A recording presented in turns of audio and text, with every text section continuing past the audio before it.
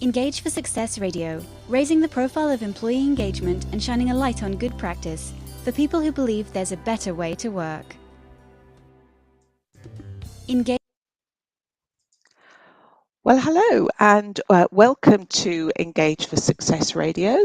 This is show number 596, so we are very nearly nudging that 600 episode mark. And today's a topic that is particularly close to my heart and is also very close to the heart of this week's special guest. So we'll come on to that in a moment. But first of all, welcome.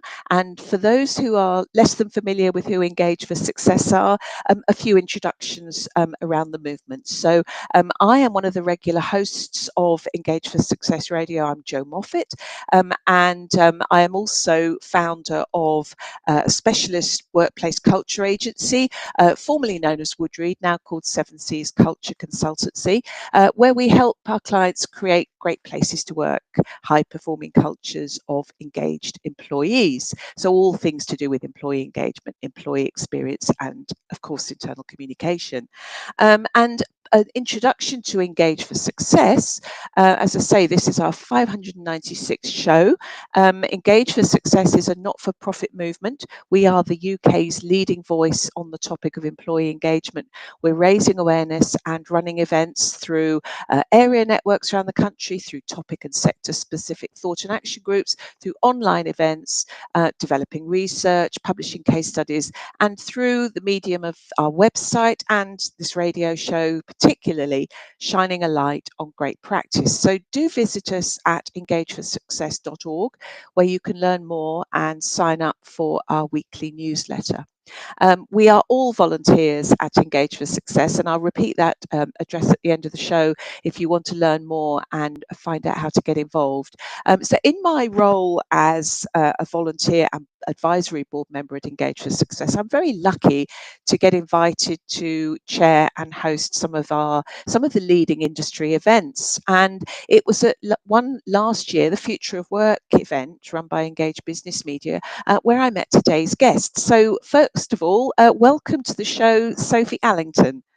Thank you. Thank you very much for having me on. It's a pleasure, Sophie. So we were just talking before we went live that we met at the Future of Work last year, and you are currently head of People Operational Excellence at Ocado Group.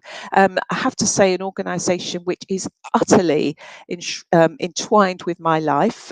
Everything that we get in this house comes from Ocado and has done ever since you started. So Glad to hear it.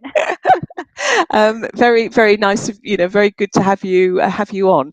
And you, we met at Future of Work last year, where we shared a stage, and you were talking about systems implementation at Ocado. But now you've joined us today to talk very specifically about the role of parents and carers communities and the vital role that they play. So that's going to be something that I'm very keen to explore with you. But by way of a little bit of an introduction to you, you lead a team of HR project experts at Ocado, and your background is in talent acquisition and HR transformation. Although you're with Ocado now, you've led large teams across both the public and private sectors. And I know that this topic is one that's particularly close to your heart. And over the next half hour, we're going to be exploring the vital role that parents and carers communities play within corporate environments. And it's not just as a support network or a employee network voice, but very much about influencing and shaping policies and organisational culture, isn't it? So I want to hear a lot more about what that means to you, and particularly your practical experience of how you've made that really deliver meaningful change within Ocado. So without any further ado, let's get started. So tell us a little bit about why this is so important to you personally. So I think when I joined Ocado Group, I mean, it's a fantastic organisation, fantastic place to work. It's got so much to offer, so many really progressive policies. Mm-hmm. One thing that really stuck out to me at the time when I joined, I was a single parent, was the role that the communities play in terms of supporting employees. I mean, this is kind of moving away from, as you said earlier, the pure policy. It's moving Mm-hmm. away from what is actually sort of enshrined and codified in our working practices. It's what peer-to-peer support is there, but also how have you kind of got the collective buying power, I suppose, to be able to influence policy, influence decision making, and represent kind of a large group of people. Um, Often, I mean, my experience is that you have quite a bit of underrepresentation from parents and carers in kind of corporate settings. Not deliberate at all, I don't think. I think a lot of the time, especially historically, it's been a choice of employees that you sort of have to fit into the culture that already exists. Mm-hmm. Um, I became involved. I joined the parents and carers community and eventually became the chair of the community. And I think it's something that I found hugely rewarding because it's something that's so personal to my own personal values. And also I get a huge amount of satisfaction from feeling I'm supporting the community as well.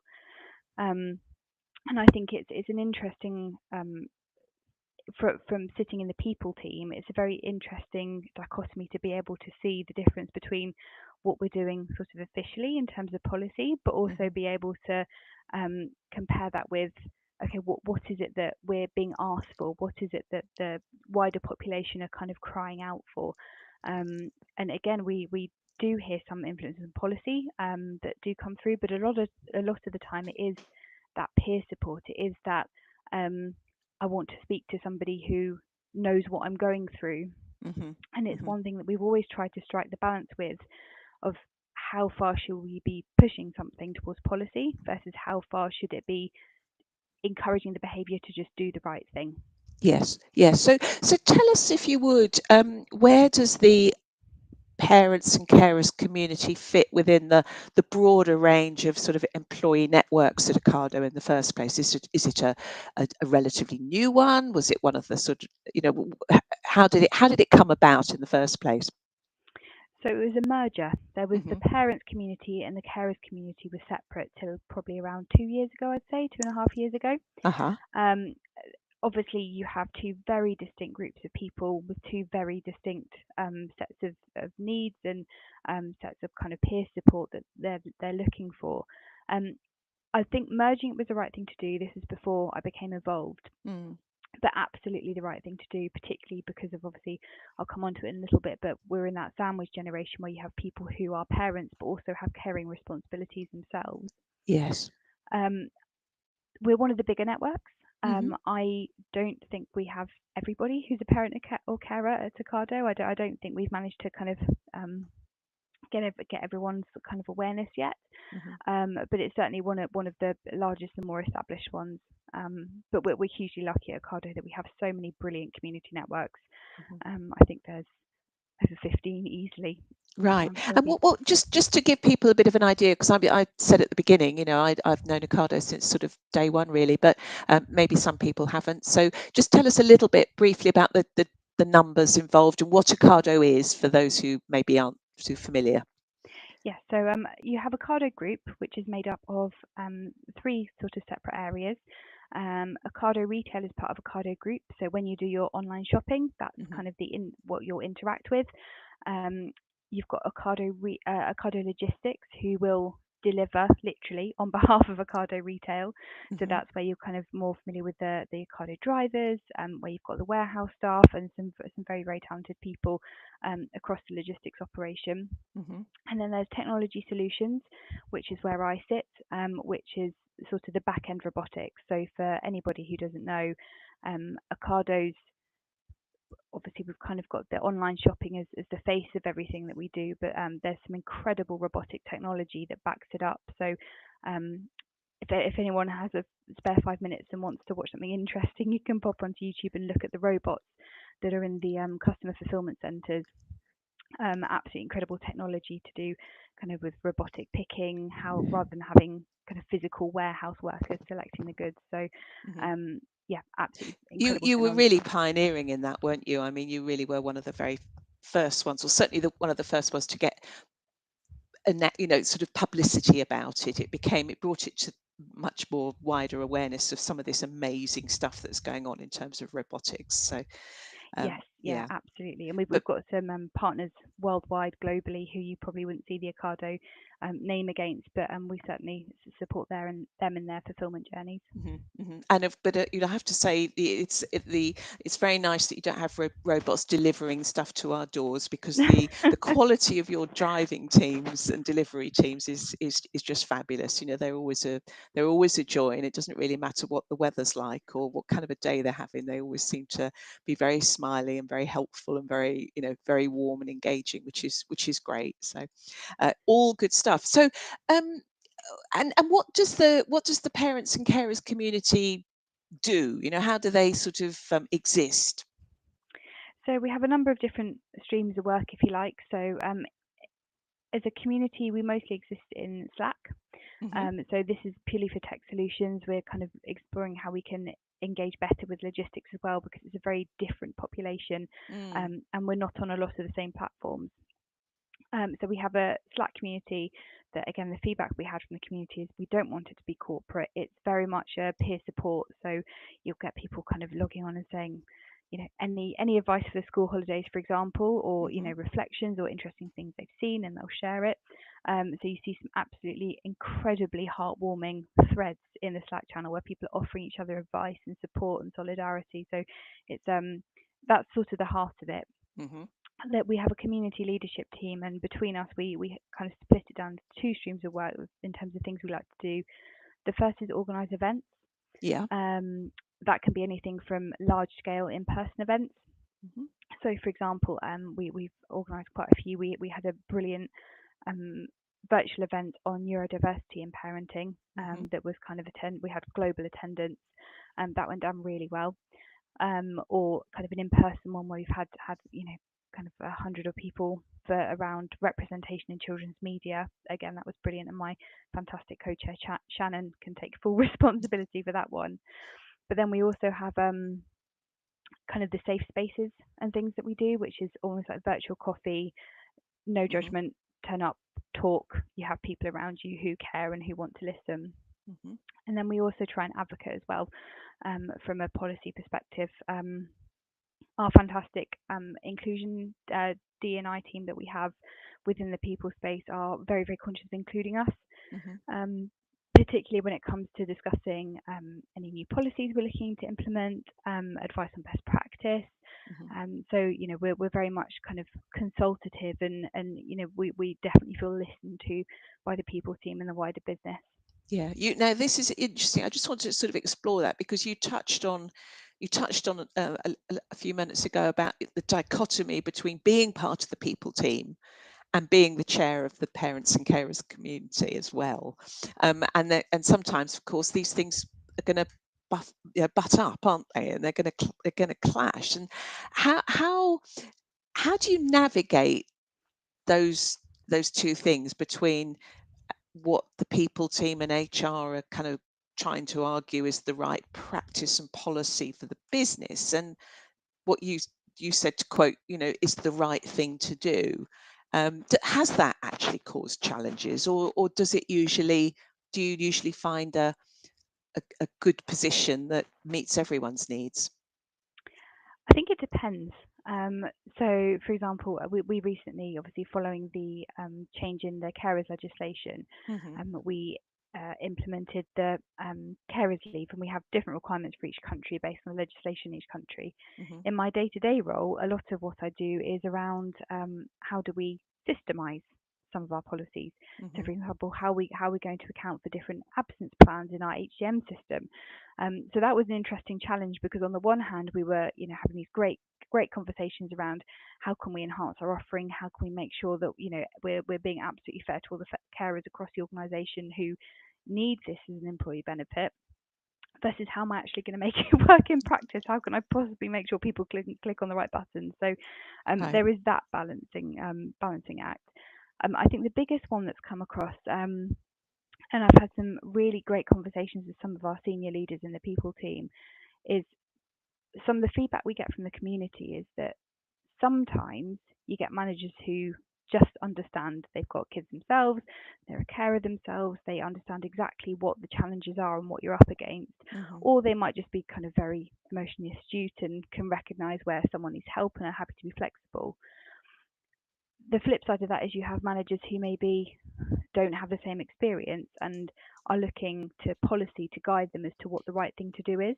Mm-hmm. And sometimes there's not a clear delineation of how far can I go in terms of doing the right thing? How can I make sure that I'm still being equitable across the team Mm. without relying on what's hard and fast in the policy? Yes, So because again, there's always a challenge, isn't there, between the need to be seen to be consistent and fair to all your people in your team as a line manager, and being able to treat people as individuals and understand that people's circumstances vary. So yeah, it can be a challenge, can't it? But it's not an unbalanceable challenge, but it certainly needs a degree of sensitivity and experience to feel confident about that, I guess. yes, absolutely. And as you said, it's that equity across the team rather than making sure everyone has exactly the same experience. And Yes. I think sometimes it is that, as a line manager, it's really difficult to try and balance those two things. Mm, But mm, obviously, when you look at some of the statistics around, especially for women, how many people actually have to leave their jobs because they don't feel confident in asking for that extra support they might need because they feel, that it'll somehow single them out in the eyes of their line management mhm. and, are concerned for their job security. It's again, how can we empower managers to make sure that they are confident that they are making the right decisions and supporting their teams in the right way? Yes, yes. It's interesting actually. Engage for Success has just published its latest 2025 report into employee engagement in the UK, and the field work was done last year. But there's some really interesting findings in it actually. But one of the things that springs to mind, and I haven't got the percentages at my fingertips, but the significant impact on engagement levels where either employers did not make the necessary adjustments. And this is not so much to do with parents and carers, but it's to do with people with particular you know, requirements of where they are entitled to ask for adjustments to be made, where employers didn't do that or where people didn't feel confident to ask for special adjustments to be made. There was a significant impact on engagement levels. And as you say, people perhaps just saying, oh, I don't feel I can ask, so I'm going to leave. And employers can't really afford to lose people, can they, at the moment? No, exactly. I think, especially when you've got some really key talent out there in the market. Mm, When I was kind of doing a bit of homework ahead of today, I was looking at some of the statistics. Um, Even with the Carers Leave Act in 2023, obviously you now have the right to take a week of unpaid leave per year for care. mm, But the statistics coming out, is that 56% of working carers feel they can't take advantage of this, even though it's a statutory entitlement, because of the financial implications. yes, So it's not only the work-life balance that has to be met, it's also the financial implications. And, again, it's where can employers um, find the right balance to balance obviously commerciality with, the fact that you've got key talent who, their personal circumstances mean that they just may not be able to work in the same way as the rest of the organization, which yes. obviously doesn't mean at all that they're any less committed or any less right for the role. It's just they do need that flexibility. Absolutely. Um, Sophie, let's talk a little bit about where you've seen what you touched on some of the different kinds of events that you've done. Um, which ones have been the most successful so far, do you think? I think the two that stick out to the two that I mentioned earlier. So the event we did in person was representation in children's media, Hmm. and we had a fantastic LGBTQ plus children's author come to talk around, it's not just around their own work, but also how children are impacted by what they see, and obviously how those kind of early media experiences kind of shape their personality, and also how parents can kind of foster that inclusive uh, attitude, I suppose, from a very young age from home. Hmm. That was lovely, I think, because for the first time in a long time, we managed to get a lot of people in the same room, and it was very much an environment of understanding, everyone was really interested in the topic and everyone took a lot from it. Mm. So from an in-person perspective, that was great. I think the one that we've had the most possibly emotive feedback about was the one I mentioned. It was a virtual event on neurodiversity and parenting. Yeah. Um, I think because it's something that isn't really discussed that much in the workplace. You know, it's Hmm. not sort of that commonplace to say, "Oh, I've got children who may have certain needs," for example, or vice versa. You know, if you're a parent who's neurodiverse yourself, and the challenges you face trying to juggle everything as well. Yeah. So that was brilliant. I think that was, I suppose, I would say the most we've seen in terms of people really opening up, like kind of getting a real sense of vulnerability, but Hmm. also a sense of shared experience across the whole community. Everybody who attended, that it generated lots of conversation, a lot of connections.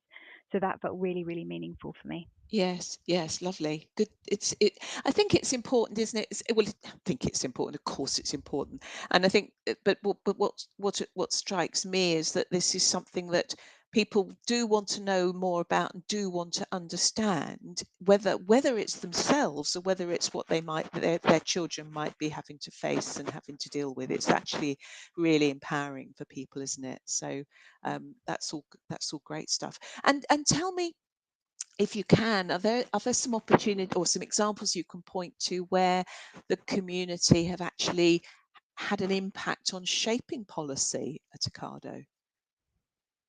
Yeah, so I think the carers leave policy is probably a good one. Mm. Carers and neonatal, Hmm. and not so much menopause, but certainly there was kind of a collection of three family-friendly employer policies that came out in quick succession, thanks to the fantastic work of the D&I team.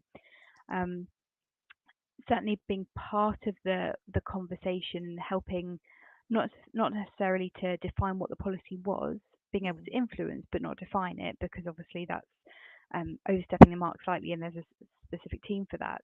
Mm. One thing we got heavily involved in was the review of the guidance for managers.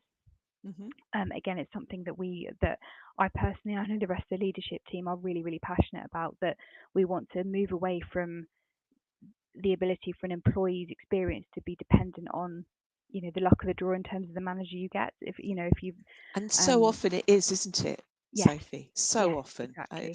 It's a recurring thing I hear from so many organisations I talk to.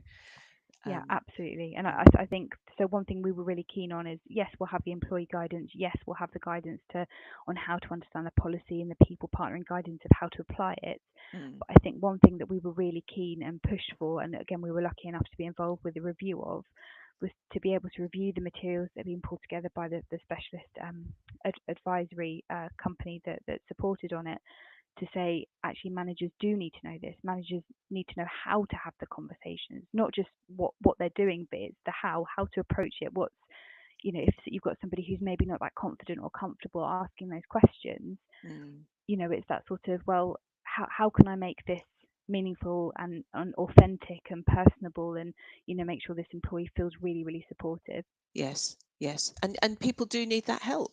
They really, really do. Managers particularly need that support, don't they? So, and I think that's excellent that you're trying to make sure that people don't just get the luck of the draw when it comes to who their manager happens to be, but that they get a consistent experience as a result of any interaction they might have. That's great. So, what would you think are some of the biggest challenges that parents and parents in the workplace, not necessarily specifically at Ocado, but generally, what are the things that can make the plate spinning prove to be just that a step too far? I think generally, and from conversations with other network chairs that I've had, I think there's a bit of a theme around flexible working. Hmm. Not because you have employers who are reluctant to agree to flexible working, but more because you have, I think sometimes there is that stigma as a working parent of feeling like you're asking too much, or feeling like, in some way that your job security, your future opportunities will be in jeopardy if you ask for what you need.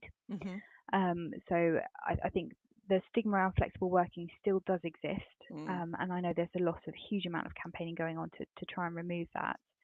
Um, I think the other thing is around the sandwich generation. Oh, you Uh, touched on this earlier. yes, Yeah, yes. let's explore that a little bit more. Is where we have a generation where we've got sort of people living longer, Hmm. which is brilliant, but we kind of have a generation who are sort of in the middle between caring for elderly parents as well as looking after young children themselves.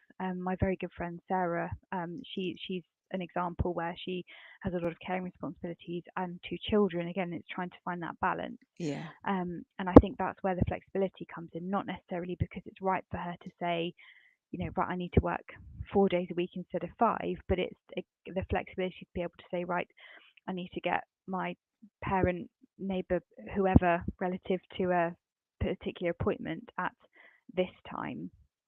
So is it okay if I work from this time to this time and make up the hours?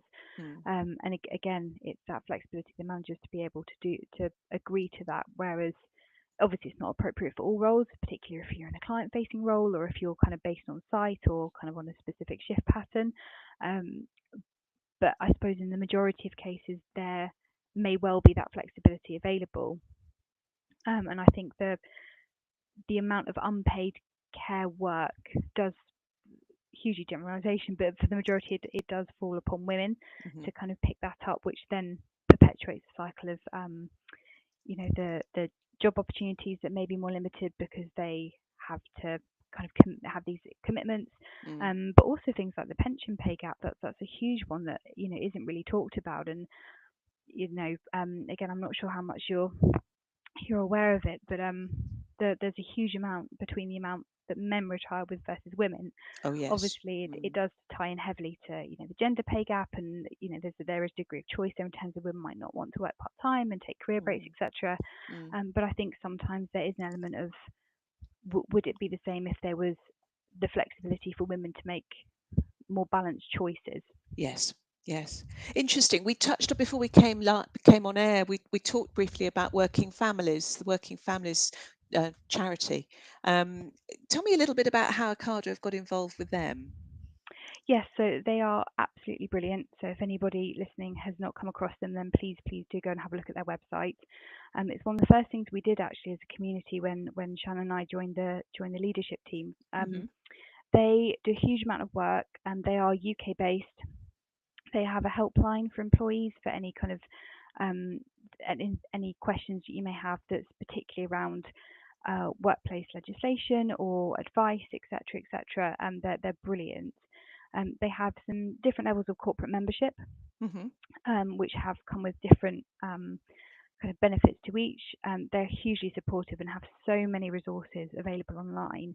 Um, we've personally found a huge amount of benefit from kind of interacting with them. Hmm. As I said, we signed up for sort of corporate affiliation with them, purely through our community budget, purely through just for our parents and carers network.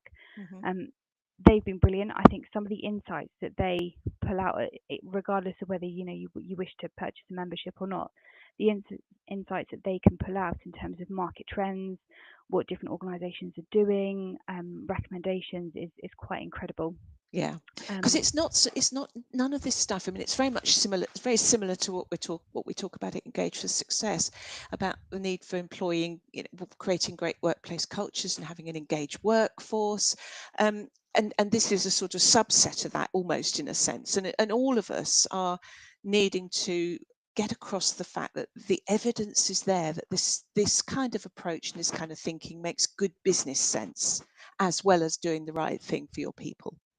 And very often, you need that evidence, don't you? You need those numbers to actually persuade, even if you know in your heart of hearts it's the right thing to do. Sometimes you have to take other people with you who maybe look at it a little bit more coldly and a bit more bottom line and black and white. And so any organization that can help give you that evidence to help in your arguments going to be worth connecting with, isn't it? Oh yes, absolutely, Yeah. absolutely. Especially if you have an initiative that will cost the business money. Mm. It's a bit frightening to look at when you look at the numbers on the spreadsheet and and it's budget time and you have to think Yes. about how you're possibly going to justify this extra expenditure. But working families, the amount of research they do, the amount of benchmarking they do, have some really rich data that actually kind of help support. Well, you might have an initial cost outlay, but equally that your turnover is going to be reduced for these reasons. So you're saving your money on your talent acquisition costs, you're saving your money on your training costs. So yes. yeah, they've got some really incredible statistics and data. So if anybody's listening, I highly recommend having a look at their website. Yeah, and you coming from a talent acquisition an HR transformation background know very well the kind of numbers and price tags that can go on talent acquisition and retention, or if we Yes. don't get it right. So Yeah. absolutely, Sophie, we've come to the end of our half hour, I'm afraid. So thank you very much for joining us, and thank you for sharing with us your experiences at Ocado. For those who would like to find out more about working families, then please if you Google them, you will find them. They're a UK not-for-profit charity. And all I have left to say really is to thank you for listening to Engage for Success Radio. Don't forget that you can download or stream any of the great shows from our archive, over 10 years worth now, by visiting engageforsuccess.org. That's where you can also get involved in the movement if you want to find out more, where you can look for some of Engage for Success's evidence and case studies and research. The latest Employee Engagement Survey and Index, the 2025 report I mentioned earlier, is out now. If you go to the website, you can download it free. It's absolutely free to use and refer to, and there's some really valuable stats in there as well. So all that remains is to say thank you to this week's guest, Sophie Allington. It's been a pleasure having you on the show, Sophie. Thank you very much. And thank you for listening to us, and we'll see you next week. Goodbye. Engage for Success Radio, raising the profile of employee engagement and shining a light on good practice for people who believe there's a better way to work.